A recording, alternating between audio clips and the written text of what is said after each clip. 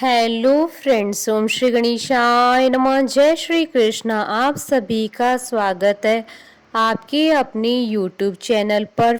Friends, आज हम आपको इस वीडियो में बताने जा रहे हैं चैत्र शुक्ल पक्ष की कामदा एकादशी का शुभ मुहूर्त, पूजा विधि, व्रत कथा और कामदा एकादशी के नियम के बारे में। फ्रेंड्स, वीडियो शुरू करने से पहले आपसे रिक्वेस्ट है, अगर आप हमारे चैनल पर नए हैं और आपने अभी तक चैनल को सब्सक्राइब नहीं किया है तो प्लीज़ सब्सक्राइब कीजिएगा चैनल को, साथ ही प्रेस कीजिएगा बेल आइकन को, जिससे नए वीडियो से रिलेटेड नोटिफिकेशन आपको तुरंत प्राप्त हो सके। और वीडियो पसंद आने पर वीडियो को लाइक और शेयर जरूर कीजिएगा ताकि सभी भक्तों को इस वीडियो का लाभ प्राप्त हो सके। और कमेंट बॉक्स में जय श्री कृष्ण जरूर लिखिएगा। हिंदू संवत्सर की पहली एकादशी और चैत्र मास की शुक्ल पक्ष की एकादशी तिथि को कामदा एकादशी के नाम से जाना जाता है। इसे फलादा एकादशी भी कहते हैं। मान्यता है कि कामदा एकादशी ब्रह्म हत्या आदि पापों तथा पिशाचत्व आदि दोषों से मुक्ति दिलाती है। इसके पढ़ने और सुनने से वाजपेयी यज्ञ का फल मिलता है। इस व्रत को करने से प्रेत योनि से मुक्ति मिलती है। इस एकादशी का उल्लेख विष्णु पुराण में भी किया गया है। इस व्रत को करने से जीवन की सभी समस्याओं का समाधान हो जाता है। इस साल यह एकादशी 23 अप्रैल 2021 शुक्रवार के दिन है। कामदा एकादशी को भगवान विष्णु की पूजा की जाती है। हिंदू धर्म में एकादशी तिथि का विशेष महत्व होता है। हर माह में 2 बार एकादशी तिथि पड़ती है। धार्मिक मान्यताओं के अनुसार एकादशी तिथि भगवान विष्णु को प्रिय होती है। इस दिन भगवान विष्णु की पूजा करने से सभी मनोकामनाएं पूरी होती है और इस दिन व्रत रखने का बहुत अधिक महत्व बताया गया है। फ्रेंड्स, अब आइए जानते हैं कामदा एकादशी का शुभ मुहूर्त। हिंदू पंचांग के अनुसार इस बार कामदा एकादशी 23 अप्रैल 2021 शुक्रवार के दिन है। चैत्र शुक्ल एकादशी तिथि का प्रारंभ होगा 22 अप्रैल 2021 को रात्रि 11:35 से और एकादशी तिथि का समापन होगा 23 अप्रैल 2021 को रात्रि 9:47 तक। कामदा एकादशी पर व्रत की पालना का शुभ मुहूर्त रहेगा 24 अप्रैल 2021 को सुबह 5:47 से सुबह 8:24 तक। कुल अवधि 2 घंटे 36 मिनट रहेगी। कामदा एकादशी व्रत की पूजा विधि। इस दिन सबसे पहले सुबह जल्दी उठकर स्नान आदि से निवृत्त होकर स्वच्छ वस्त्र धारण करें, मंदिर में दीप प्रज्वलित करें। मंदिर में देवी देवताओं को स्नान कराने के बाद साफ स्वच्छ वस्त्र पहनाएं। अगर आप व्रत कर रहे हैं तो व्रत का संकल्प ले, भगवान विष्णु का ध्यान करें। भगवान विष्णु के साथ माता लक्ष्मी की भी पूजा करें। धार्मिक मान्यताओं के अनुसार भगवान विष्णु और माता लक्ष्मी की पूजा करने से सभी मनोकामनाएं पूरी हो जाती है। भगवान विष्णु को भोग लगाएं। भगवान विष्णु के भोग में तुलसी को जरूर शामिल करें। इस बात का ध्यान रखें कि भगवान को सिर्फ सात्विक चीजों का ही भोग लगाया जाता है। भोग को लगाने के तुरंत बाद ही भोग को पूजा स्थल से नहीं उठाना चाहिए, बल्कि भोग लगाने के थोड़ी देर बाद भगवान को प्रणाम करके उसके बाद भोग को लेकर बांट देना चाहिए। भगवान को भोग लगाने के बाद उसका थोड़ा सा हिस्सा निकालकर गाय को खिलाना चाहिए। उसके बाद ही स्वयं प्रसाद लेना चाहिए। धार्मिक ग्रंथों के अनुसार गाय को माता का दर्जा दिया गया है। ऐसा कहा गया है कि गाय को भोजन खिलाने से पितृदोषों से मुक्ति मिलती है। इसके बाद एकादशी व्रत की कथा जरूर पढ़ें या सुने। द्वादशी के दिन ब्राह्मण व दरिद्र जनों को भोजन जरूर कराना चाहिए। व्रत का पारण शुभ मुहूर्त में ही करना चाहिए। फ्रेंड्स, अब आइए आरंभ करें कामदा एकादशी व्रत की कथा। श्री कृष्ण के प्रिय सखा अर्जुन ने कहा, हे कमल नयन, मैं आपको कोटि कोटि नमन करता हूँ। हे जगदीश्वर, मैं आपसे प्रार्थना करता हूँ कि आप कृपा कर चैत्र माह के शुक्ल पक्ष की एकादशी कथा का वर्णन सुनाइए। इस एकादशी का क्या नाम है, इस व्रत को पहले किसने किया और इसके करने से किस फल की प्राप्ति होती है।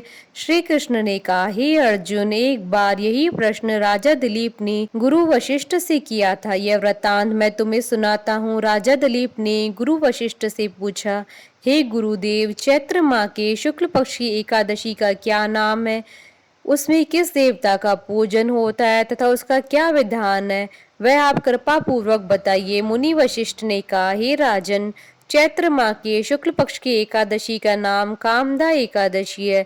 यह समस्त पापों को नष्ट करने वाली है। जैसे अग्नि काष्ठ को जलाकर राख कर देती है, वैसे ही कामदा एकादशी के पुण्य के प्रभाव से समस्त पाप नष्ट हो जाते हैं और तेजस्वी पुत्र की प्राप्ति होती है। इसके उपवास से मनुष्य निष्कृष्ट योनि से मुक्त हो जाता है और अनंततः उसे स्वर्ग की प्राप्ति होती है। अब मैं इस एकादशी का महात्म सुनाता हूँ, ध्यान पूर्वक श्रवण करो। प्राचीन समय में भागीपुर नामक एक नगर था, जिस पर पुंडरीक नाम का एक राजा राज्य करता था। राजा पुंडरीक अनेक ऐश्वर्यों से युक्त था। उसके राज्य में अनेक अप्सराएं, गंधर्व, किन्नर आदि वास करते थे। उसी नगर में ललित और ललिता नाम के गायन विद्या में पारंगत गंधर्व स्त्री पुरुष अति संपन्न घर में निवास करते हुए विहार करते थे। उन दोनों में इतना प्रेम था कि वे अलग हो जाने की कल्पना मात्र से ही व्यतीत हो उठते थे। एक बार राजा पुंडरीक गंधर्वों सहित सभा में विराजमान थे। वहां गंधर्वों के साथ ललित भी गायन कर रहा था। उस समय उसकी प्रियतमा ललिता वहां उपस्थित नहीं थी। गायन करते करते अचानक उसे उसका ख्याल आ गया, जिसके कारण वह अशुद्ध गायन करने लगा। नागराज करकोटक ने राजा पुंडरीक से उसकी शिकायत की। इस पर राजा को भयंकर क्रोध आया। उन्होंने क्रोधवश ललित को श्राप दे दिया, अरे नीच, तू मेरे सम्मुख गायन करते हुए भी अपनी स्त्री का स्मरण कर रहा है।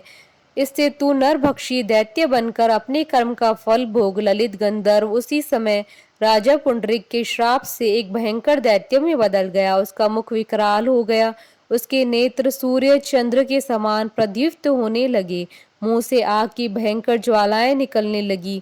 उसकी नाक पर्वत की कंदरा के समान विशाल हो गई और गर्दन पहाड़ के समान दिखाई देने लगी। उसकी भुजाएं 2-2 योजन लंबी हो गई। इस प्रकार उसका शरीर 8 योजन का हो गया। इस तरह वह राक्षस बन जाने पर भी अनेक दुख भोगने लगा।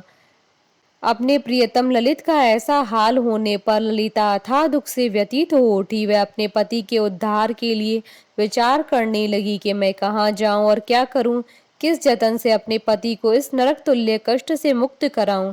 राक्षस बना ललित घोर वनों में रहते हुए अनेक प्रकार के पाप करने लगा। उसकी स्त्री ललिता भी उसके पीछे पीछे जाती और उसकी हालत देखकर विलाप करने लगती। एक बार वह अपने पति के पीछे पीछे चलते हुए विंध्याचल पर्वत पर पहुंच गई। उस स्थान पर उसने श्रृंगी मुनि का आश्रम देखा। वह शीघ्रता से उस आश्रम में गई और मुनि के सामने पहुंचकर दंडवत प्रणाम कर विनीत भाव से प्रार्थना करने लगी, हे महर्षि, मैं वीरधनवा नामक गंधर्व की पुत्री ललिता हूँ। मेरा पति राजा पुंडरीक के श्राप से एक भयंकर दैत्य बन गया है। उससे मुझे अपार दुख हो रहा है। अपने पति के कष्ट के कारण मैं बहुत दुखी हूँ। हे मुनि श्रेष्ठ, कृपा करके आप उसे राक्षस योनि से मुक्ति का कोई उपाय बताइए। समस्त वृतांत सुनकर मुनि श्रृंगी ने कहा, हे पुत्री, चैत्र माह के शुक्ल पक्ष की एकादशी का नाम कामदा एकादशी है। उसके व्रत करने से प्राणी के सभी मनोरथ शीघ्र ही पूर्ण हो जाते हैं। यदि तू उसके व्रत के पुण्य को अपने पति को देगी तो वह सहज ही राक्षस योनि से मुक्त हो जाएगा और राजा का श्राप शांत हो जाएगा। ऋषि के कहे अनुसार ललिता ने श्रद्धा पूर्वक व्रत किया और द्वादशी के दिन ब्राह्मणों के समक्ष अपने व्रत का फल अपने पति को दे दिया और ईश्वर से प्रार्थना करने लगी, हे प्रभु, मैंने जो भी उपवास किया है उसका फल मेरे पति देव को मिले, जिससे उसकी राक्षस योनि से शीघ्र मुक्ति हो। एकादशी का फल देते ही उसका पति राक्षस योनि से मुक्त हो गया और अपने दिव्य स्वरूप को प्राप्त हुआ। वह अनेक सुंदर वस्त्रों तथा आभूषणों से अलंकृत पहले की भांति ललिता के साथ विहार करने लगा। कामदा एकादशी के प्रभाव से पहले की भांति सुंदर हो गया और मृत्यु के बाद दोनों पुष्पक विमान पर बैठकर विष्णु लोक को गए। हे अर्जुन, इस उपवास को विधान पूर्वक करने से सभी पाप नष्ट हो जाते हैं। इस व्रत के पुण्य से मनुष्य ब्रह्म हत्या आदि के पाप और राक्षस योनि से मुक्त हो जाता है। संसार में इससे उत्तम कोई दूसरा व्रत नहीं है। इसकी कथा व महात्म्य की श्रवण व पठन से अनंतता फलों की प्राप्ति होती है। कथा सार। प्राणी अपने सुखों का चिंतन करे यह बुरा नहीं है, किंतु समय असमय ऐसा चिंतन प्राणी को उसके दायित्वों से विमुख कर देता है, जिससे उसे भयंकर कष्ट भोगने पड़ते हैं। गंधर्व ललित ने भी राक्षस होकर निंदित कर्म किए और कष्ट भोगे, परंतु भगवान श्री हरि की अनुकंपा का कोई अंत नहीं है। बोलिए भगवान विष्णु की जय, सनातन धर्म की जय। हमारे साथ इस वीडियो में अंत तक बने रहने के लिए आपका धन्यवाद। ओम श्री गणेशाय नमः। जय श्री कृष्ण।